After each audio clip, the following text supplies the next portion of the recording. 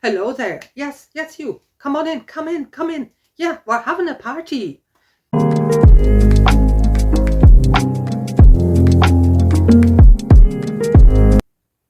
Hello and welcome back to my channel. My name is Angela, and yes, Do Unicorns Read is in existence for a year. So this is my channel birthday, and the channel is around for 1 year. Yeah, it's quite unbelievable, at least to me. I also have to say it doesn't feel like a year, which is probably a really good thing because it means not everything has been a hard slog and awful. But actually quite the opposite. It was a really, really fun year. Yeah, I had really fun doing this. But I also would like to thank you. And this is all of you who have in some form supported this channel, either by subscribing, by watching, by liking, by leaving comments, by giving me shout outs, by tagging me, in whatever way, shape or form you've done this, because I think you, the people who view my videos, are and then engage with my videos in some way or form, are the most important for this channel. Because as I always say, without those people, this would just be a collection of weird videos somewhere on the internet. But anybody who engages with my videos actually turns then those videos and this channel into this wonderful community that it has become. And I'm incredibly thankful for that. So thank you to everybody who has engaged with my videos in some way or form from the bottom of my heart. And I really mean that. My sincerest thanks to all of you. Now, I asked in a very short video for some questions for a Q&A, and some of you have actually left questions, and the ones of you who did so left a lot of questions. So I'll try and answer them, and we'll see how we go. I will just answer them in the order that they were posted, and some I might kind of group together a little bit because they go together, but most of you kind of came up with quite unique questions. Okay, so the first person to leave questions was Yo-Yo Joanna, and I hope I pronounced that right. Questions that Yo-Yo wants to know are: which are your favorite German authors, fantasy, literary fiction, etc.? My favorite German fantasy author is easily Walter Mörs and his The City of Dreaming book series, even though that is not completed, but he definitely takes top space. So Walter Mörs. How do you see the sci-fi and fantasy genre evolving in the near future? Let's say I don't know exactly, because I mean I'm not clairvoyant, but I of course have certain hopes, things I would like to see.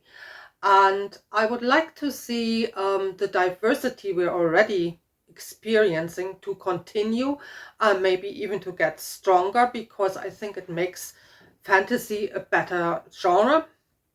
And I would also like to see the self-publishing trend that we have at the moment to continue. And to see that self-publishing becomes a fully accepted force. I think they're almost there, but yeah, I just want this to be even stronger, and maybe to become a force that can actually threaten big publishing houses, because at the moment I think publishers are very complacent. They think, oh, we have our readers, we've done our things, we can continue on the way we did.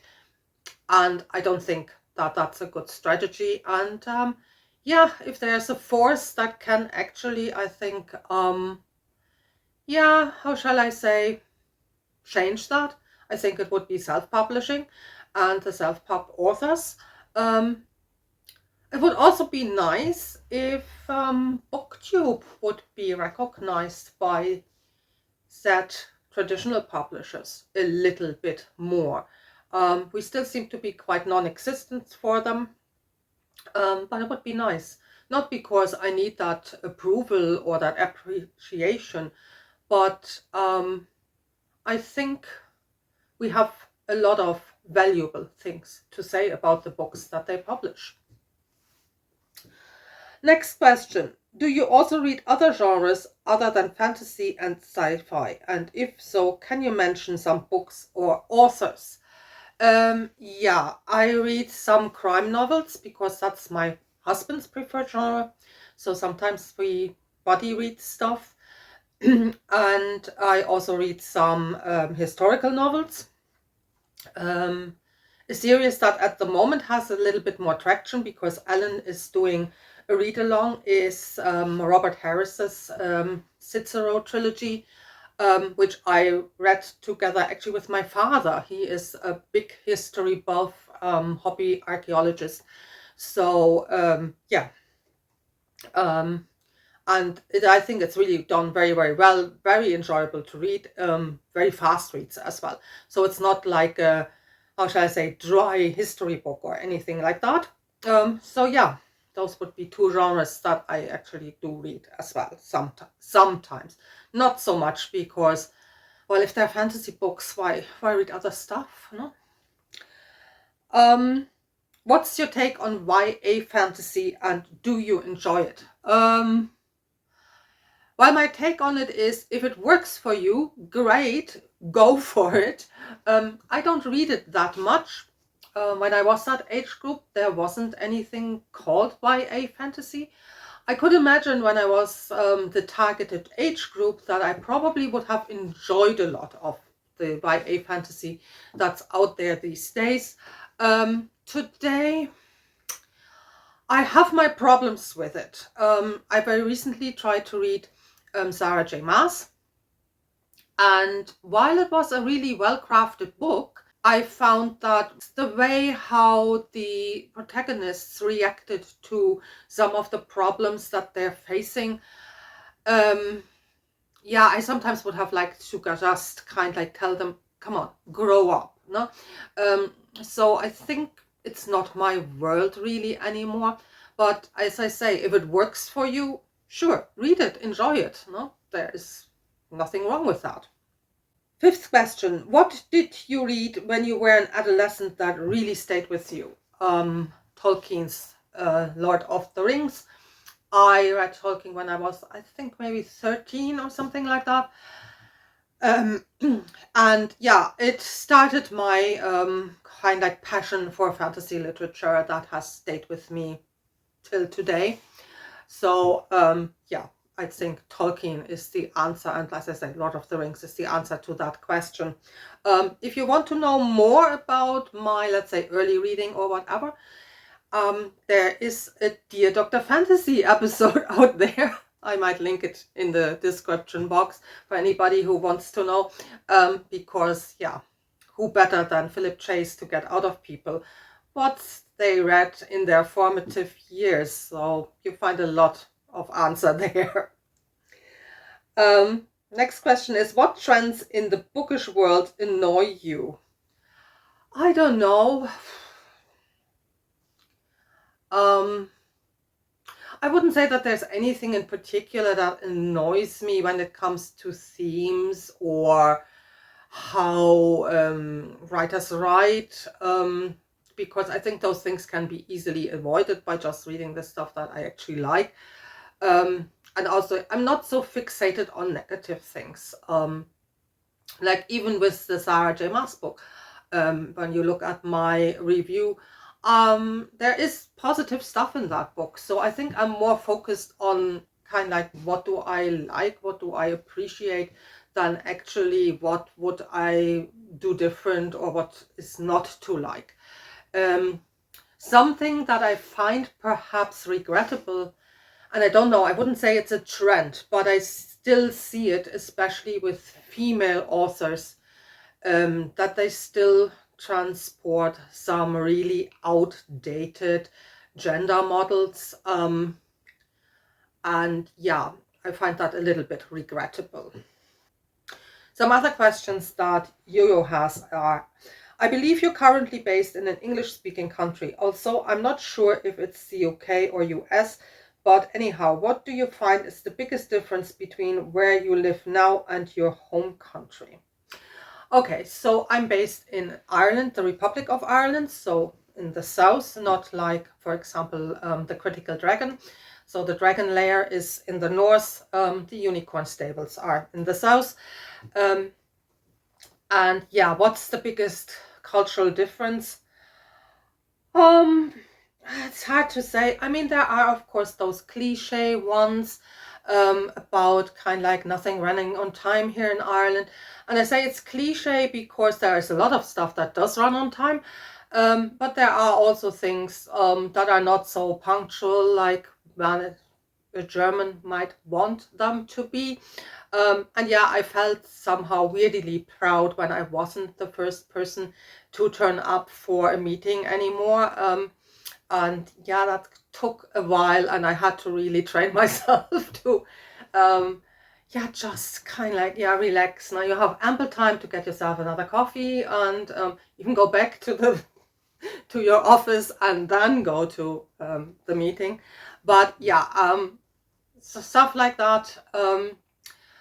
A thing that even after over 20 years, I find, yeah, it's a difference, and a difference I find a little bit sad. Even so, I do understand the historical and cultural reasons for it. And it's that I think Ireland and Irish people as a community and as a culture have a very different idea about communal property than Germans have. And yeah, it leads to some type of neglect that as an outsider, when you look on it, you might say, but guys, what are you doing? This could be avoided. But I think that's really the outside perspective, because first of all, it's not my place to change that. I think Irish society and Irish culture as such has to change that. And as I say, I know that there are good reasons for why that is, especially historical reasons why that is. But yeah, it's still something that I sometimes look at and think, why can't you? But as I say, history and cultural developments don't work like that. So that's how it is. Huh? Do you currently work? If so, what is your job? I'm a visual artist, and a bit more on this later on because somebody else wants to know more about that. What other hobbies besides reading do you have? I love dancing, and I also knit. I love knitting. Every 2 years or so, I find that I change quite a lot, and maybe who I was 5 years ago is pretty different to who I'm now. I believe it's also a natural shift in your 20s. I want to ask you if you feel the same, and if you think about yourself as a different person from your 20s, or did you keep lots of your personality traits from that time? Ooh, that's a very interesting question. I would say that my personality might not have changed that much.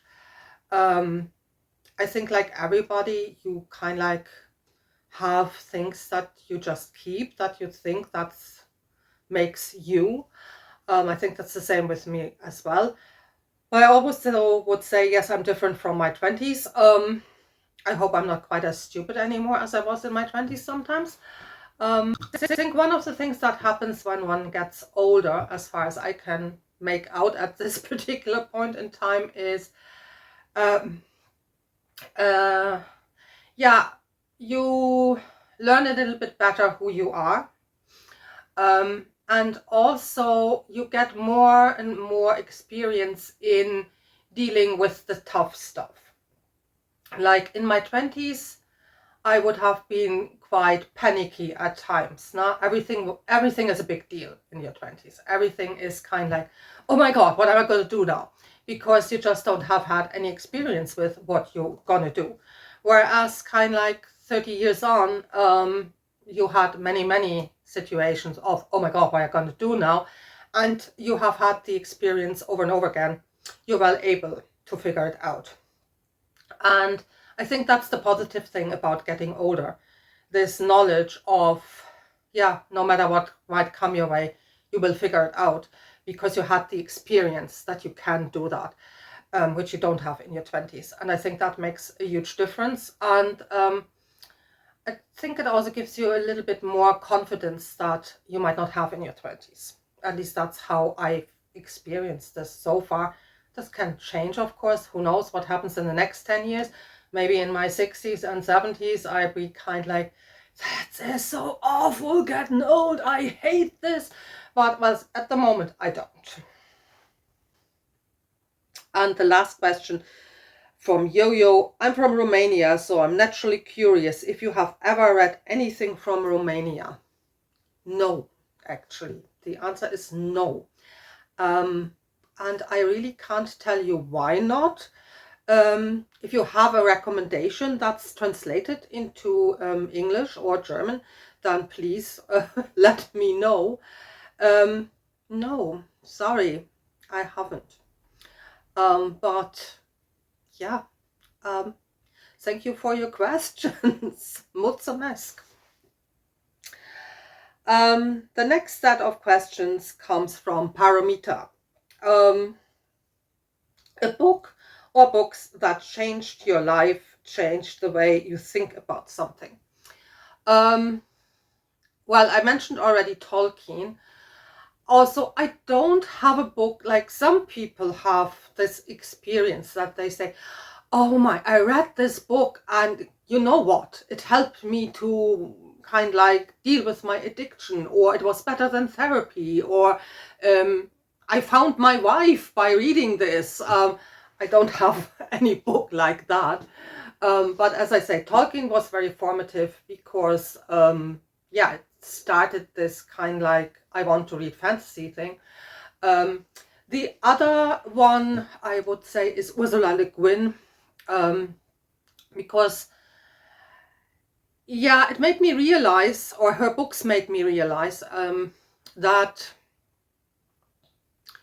yeah, fantasy can be more than just entertainment. Fantasy can actually address the big questions of humanity.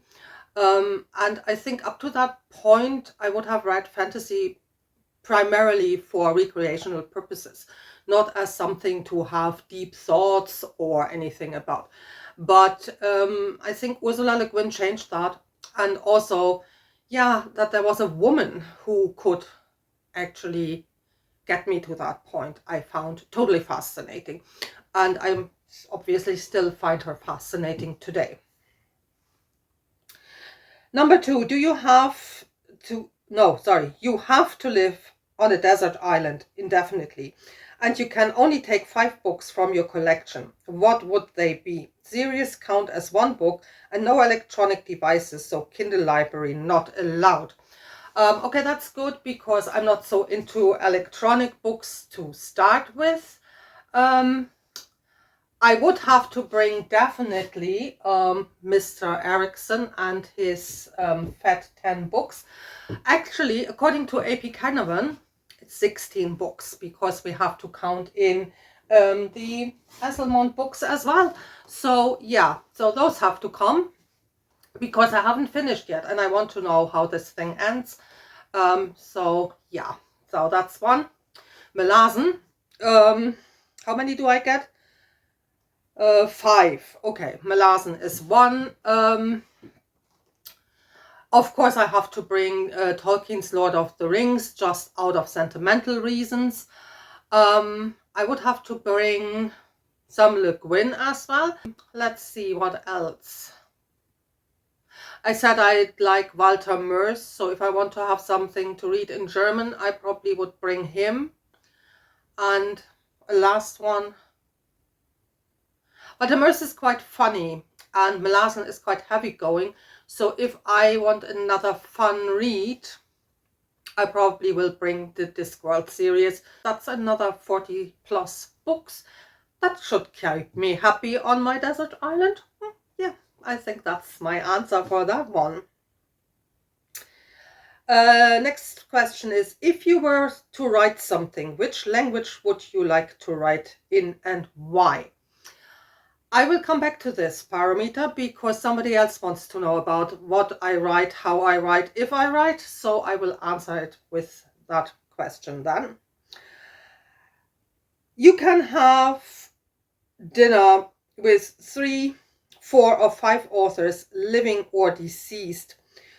Who do you choose and why? Ooh, that's interesting. Why only 5? I mean, hey, a party needs more than 5 people. Come on. Okay, Le Guin, of course, because so many questions to ask that woman. Hey, I mean, sure, I need her.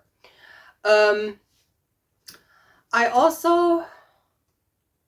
think I also would invite Erickson, because I think Erickson and Le Guin together at a table, that would just be good. That would be cool for people watching purposes as well, kind of like an earwig, what they might have to say to each other.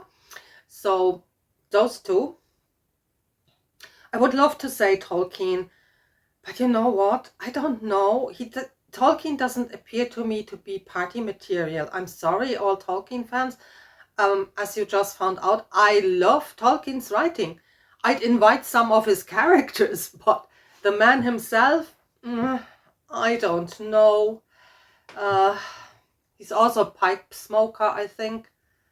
I'm strictly no smoking, so I don't know. I think he wouldn't blend in very well, so no to that. I'd like to invite N.K. Jemisin because I love her writing. Again, I think she's a fascinating woman. I would love to have the opportunity to talk to her. Oh yeah, a dead author I would like to invite is the Polish science fiction author Stanisław Lem. I love his books. I think he's very witty, very funny. And this is my allowance of 5 guests almost done. And I get one more, do I? Yeah, so 5. One more. Yeah. As he has become a very good friend over the last couple of years and is an author now. But I've never met him in person in real life. So my experiences with this particular author are just online and virtual. But I would really love to get the opportunity to meet him in real life. I would also like to invite Philip Chase to this party. And I think he would be a good choice as well, because some of the other people are, of course, some of his literary heroes. So yeah, I think we could have a lot of fun at that dinner. So those are the 5 I would like to invite. And what has been the best thing about having your own channel, and what has been particularly challenging? The best thing is definitely that I've joined an absolutely fantastic, supportive community of other booktubers. And if you have a channel, you have a comment section. And I love my comment section. My comment section is just wonderful. So those are definitely the highlights. This is really, yeah, if you're thinking about having a channel, I think if you do not want to do it for the community, if you do not want to do it because you want to engage with other people who have the same passion than you have, then you're doing it out of the wrong reasons. Because yes, of course you can do this in isolation, just upload your videos and then never go back to them. But I think this isn't how BookTube works. I think BookTube is about community. Yes, it's about books, but I think the books are just a vehicle to kind of like find your community, find your people. And yeah, I think that's the best thing about having a channel. The challenges are, well, at the moment for me to provide consistency. I think that's nothing particularly, how shall I say, weird or unique. A lot of people say that. Because yeah, you would like to kind of like have a regular way of uploading. It's not always working, so that's definitely a challenge. And another challenge I think is that yeah, YouTube wasn't meant to be used the way booktubers these days use it.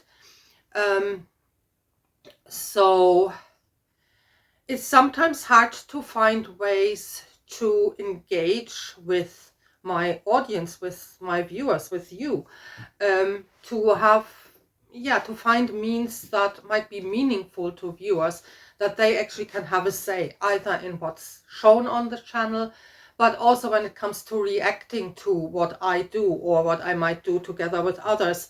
There is, of course, the comment section, but yeah, I can see why some people might not feel comfortable using that.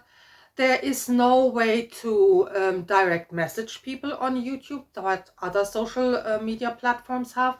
So something like that would be, I think, very helpful. Not just to engage with other, but also would make it much easier for collaborations, for example. So yeah, I think YouTube is a little bit unwieldy for the purposes that I myself and other booktubers are actually using it for. And yeah, that is a challenge as well, I think. Is there any bookish or non-bookish trivia about you that your viewers may not know and you would be willing to share? I will do that at the very end of the video. Paramita, I will tell you all a secret, or better, I will show you a secret.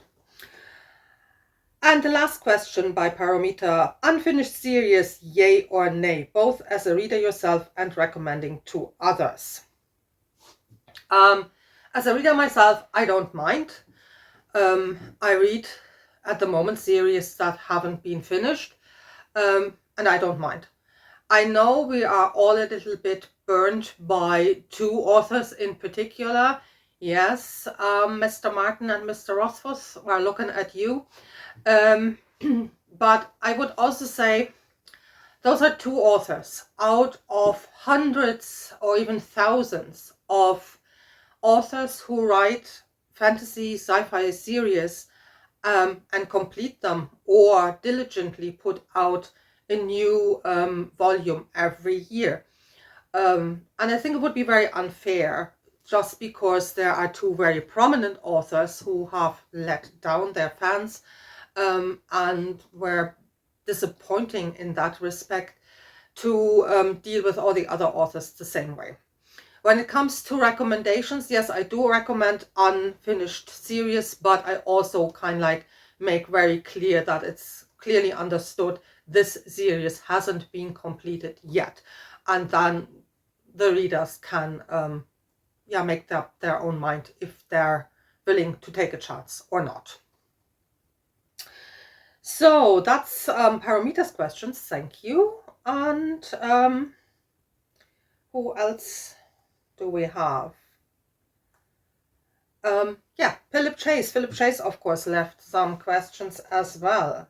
And yeah, I knew the first question. I knew that this would come back to me one day, my channel name, because his first question is, do unicorns read? If yes, what is their favorite genre? Well, Dr. Fantasy, what do you think? Of course they read at least the unicorns I'm dealing with. If you're wondering, where are they? Just over there, I have a magical force field. And yeah, you can enter it by using your imagination, and that's where the unicorns are hanging out. They read predominantly fantasy, sci-fi, speculative fiction, but you find all types of things hidden in the grass and behind the bushes there. Crime novels, even romance. You wouldn't think so, but yeah, I know. Also, I think we have it the wrong way around. We might think that I look at what unicorns read, but I think it's actually the other way around. Those magical creatures look at what humans are up to and what are we reading. Because let's face it, why would they read Erikson, Le Guin, Robin Hobb, Philip Chase, Asselmond, whoever else? Why would they bother? They have their own literature. Yeah, yes, it's written in the unicorn language. No, humans can't learn that because it's a lot of hoof stamping, tail flicking, horn waving, whatever. So we don't have the anatomical prerequisites to actually successfully learn this language. Yeah, I know, bummer. But yeah, why would they bother? I think I'm the guinea pig here. Yeah, I know, not a nice thought. But yeah, so there you go. They do read.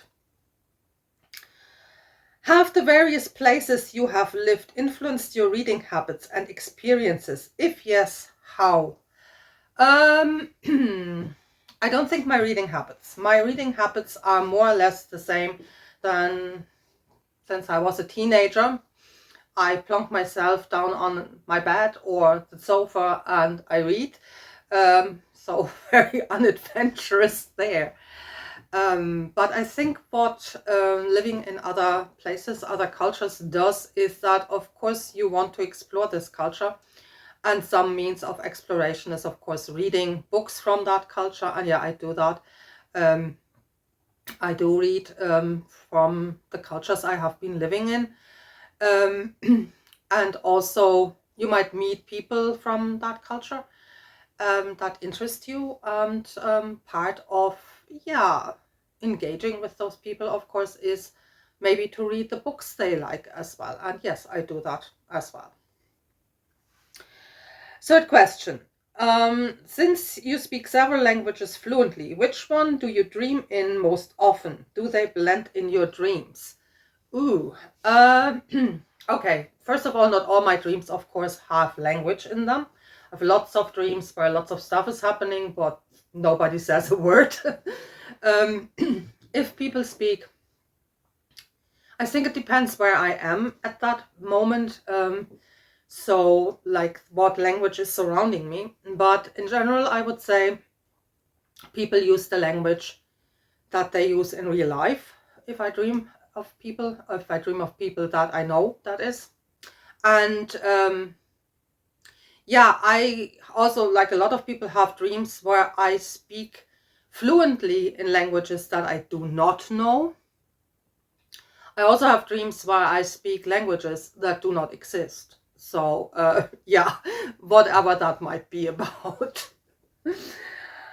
Number 4, do you miss teaching? If yes, what things do you miss? Related, what was your favorite thing to teach? Yes, Philip, I do miss teaching. I do miss mostly the interaction with students. So that's also kind of like if you ask what did I like to teach the most, it would be then kind of like more seminar style courses where you actually get a chance to discuss things and a chance to actually interact with students. But yeah, I think what I miss the most is the classroom interaction. Is actually being able to talk to students. And what was the other bit? Oh yeah, my favorite thing to teach. Yeah, there were kind of like a couple of courses, mostly literature courses. I was teaching a course about European women's fiction, women's literature, which I really liked teaching, especially as some groups were actually more men than women. And I found that actually very interesting and also very nice to see. There was also a subject in a different area, so I've spent some time teaching psychology as a psychology lecturer on a social care course, and I was teaching a subject called something like creative and therapeutic practices or something like that. It's kind of like a very practical thing where students sample kind of like different techniques in the area of either art, music, dance, and that was really fun to teach because again you get a lot of student interaction and a lot of fun stuff to teach as well. So those would be things I liked to teach, and yeah, I do miss teaching that, yes. Number 5. If you were going to write a book, what would it be about? Okay, now, so before I quit my job and yeah, said I'm an artist, I'm a visual artist, I actually tried to write a novel.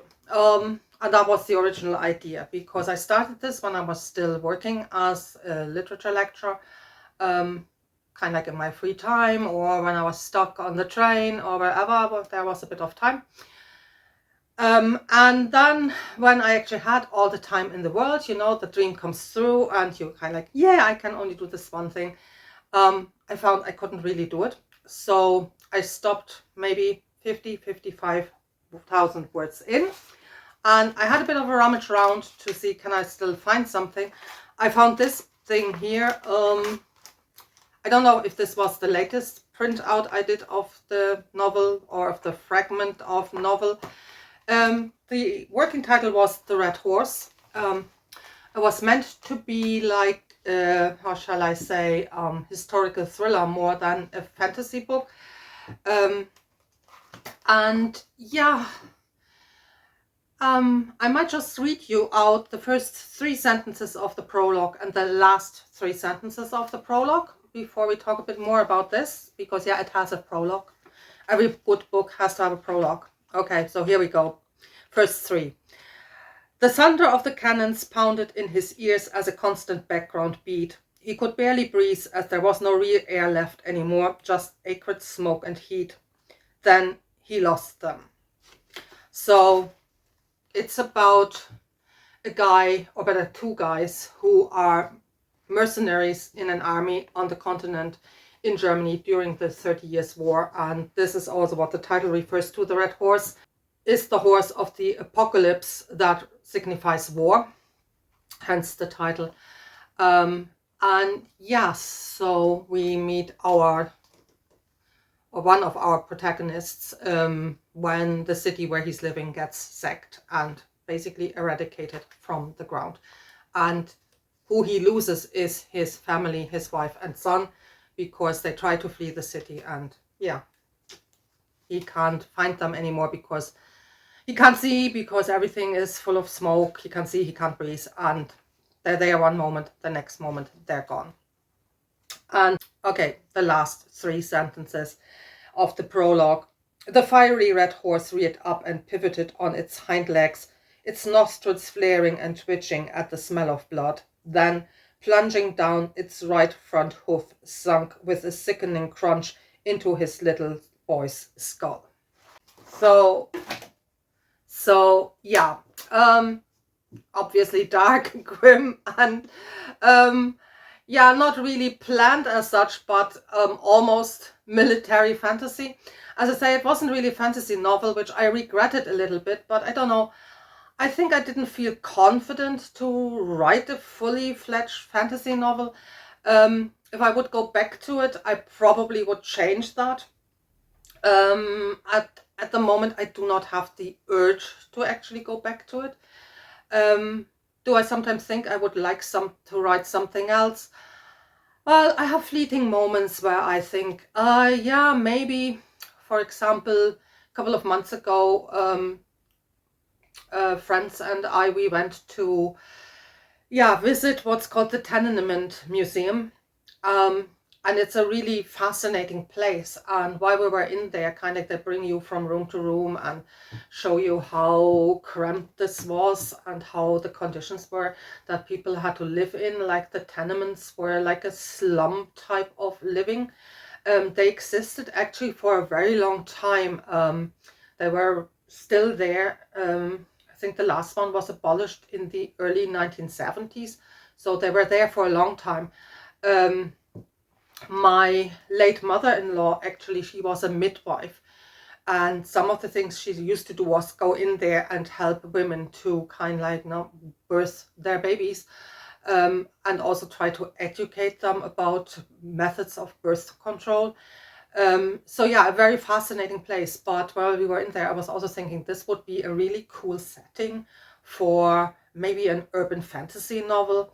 But again, I don't know. At the moment, that thought hasn't gone any further. So Yeah, sorry. But yeah, so that's what I try to write, what I might write, and also yeah, answers Paramita's question, what language would I write in? I think I would keep going to write in English. It feels just, I don't know, more comfortable. I can't explain why, but that's just how it is. Next question from Philip. Who are some of your favorite artists and or artists you consider inspirational for your art? That's a great question. I could talk forever about this. I try to make it brief. And if I have the time from an editing point of view, I try also to insert some pictures to show you what I might, what I'm talking about at the when I mention some names here. So there are two big influences when it comes to my own art. One tradition is what's called forest floor still life. So those are paintings from the 17th century. They're a variant of the Dutch still life tradition. So, you know, those traditional pictures where you have kind of like a vase with flowers, bunch of grapes, and something else on a table. They do the same thing, but they keep the vegetation, the flowers in situ in the forest itself or in a meadow. So this is one of the traditions. The other and perhaps even bigger one is the Surrealists. I love the Surrealists.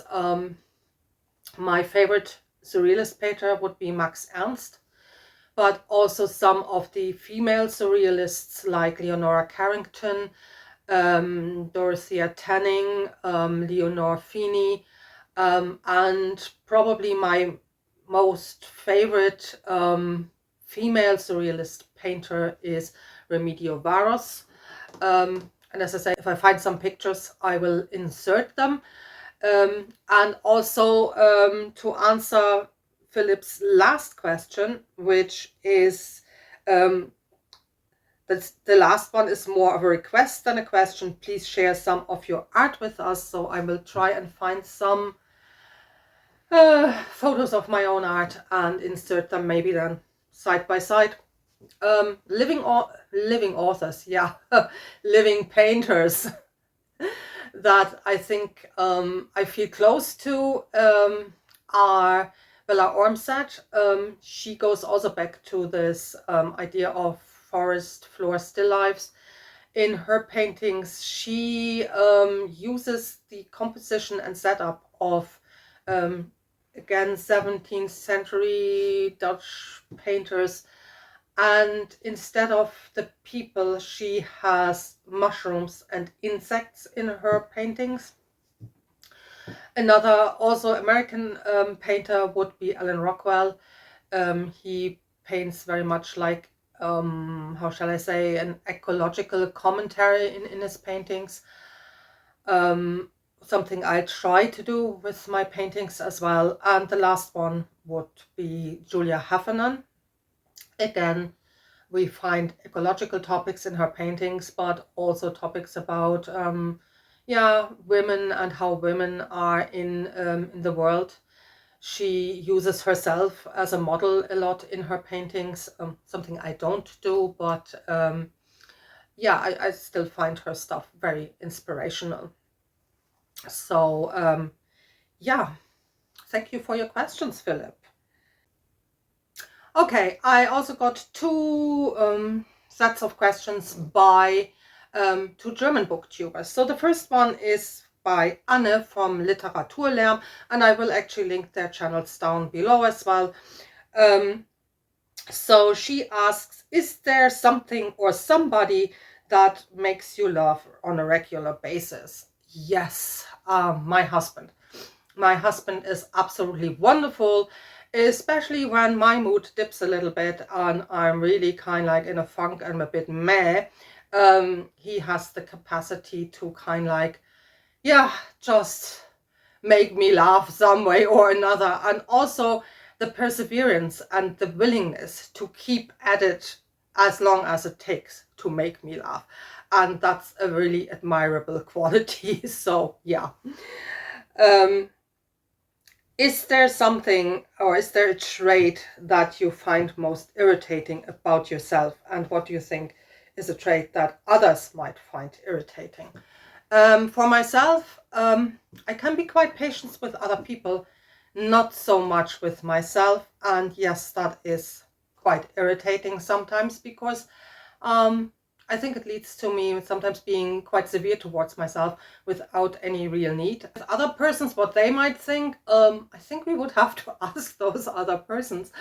I'm trying to think. Yeah, no, I think we need to ask those other people, I'm afraid.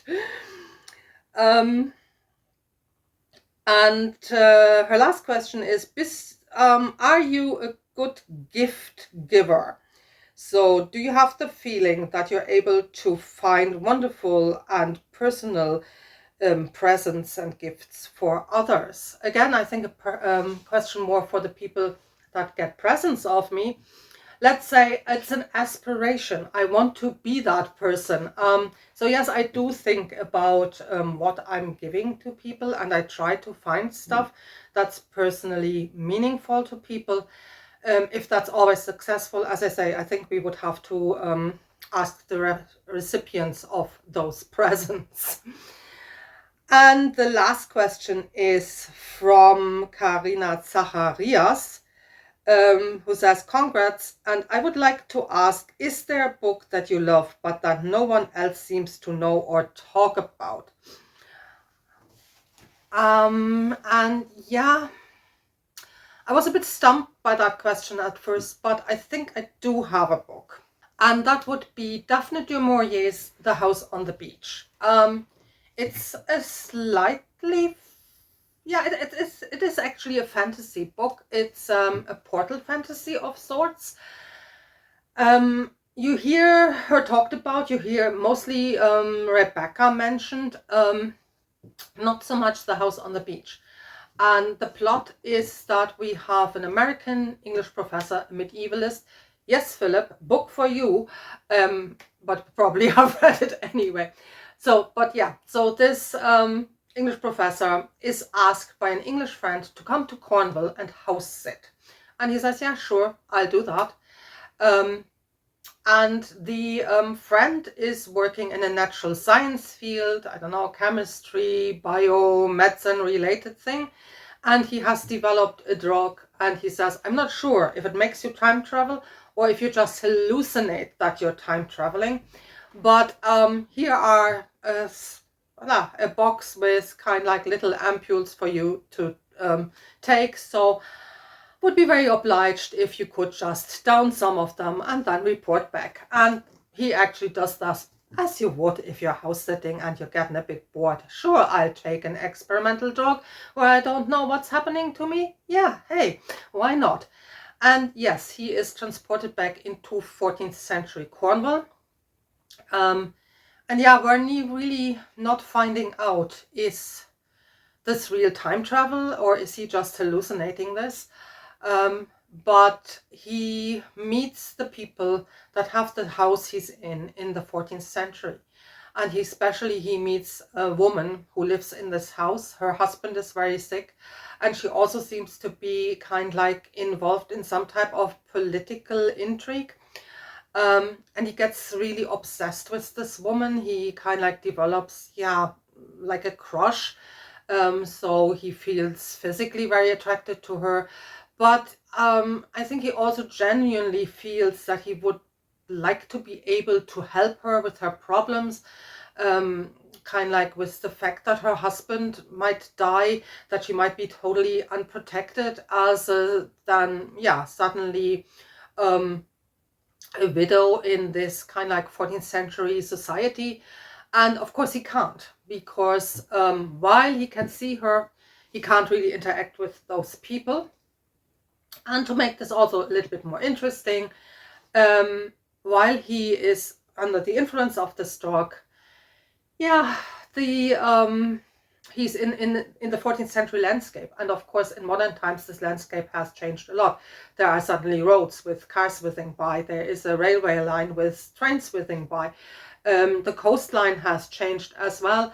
So he never knows if he might run into an oncoming car, if he might kind of like just jump off the cliff or something. But despite knowing that, he finds this out pretty quickly because he runs into stuff. And despite knowing that, he still takes the drug. And yeah, it's like a study about obsession, addiction, yeah, our minds and what might happen to them if they unravel. We get a lot of his backstory as well. So he has a family, he has a wife and kids. He's